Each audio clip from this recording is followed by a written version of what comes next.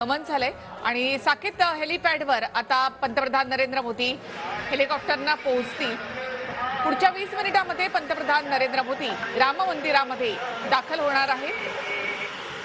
आता सध्या पंतप्रधान नरेंद्र मोदी यांना घेऊन येणारं भारतीय वायुदलाचं विमान हे अयोध्या विमानतळावर पोहोचलं असून तिथून ते हेलिकॉप्टरनं साकेत हेलिपॅडवर येतील आणि तिथून ते मंदिरामध्ये प्रवेश करणार आहेत।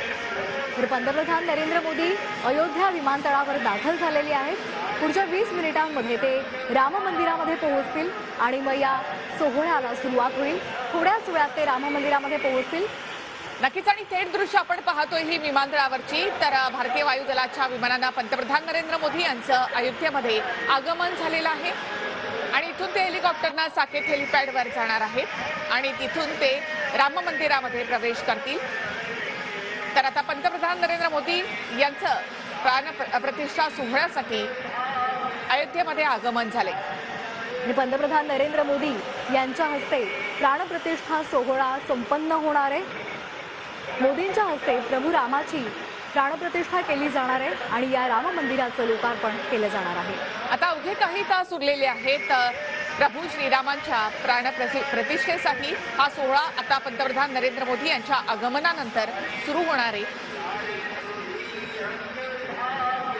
ही दोन दृश्य आपण पाहतोय। पहिलं दृश्य आहे अयोध्येचं हे राम मंदिर फुलांनी सजवण्यात आलेलं आहे, मांदियाळी इथे पाहायला मिळते। तर दुसरं दृश्य आहे पंतप्रधान नरेंद्र मोदी आता दाखल झालेले आहेत, हेलिकॉप्टरने ते साकेत परिसरामध्ये येणार आहेत। इथे एक दृश्य आपण पाहतोय TV9च्या माध्यमातून।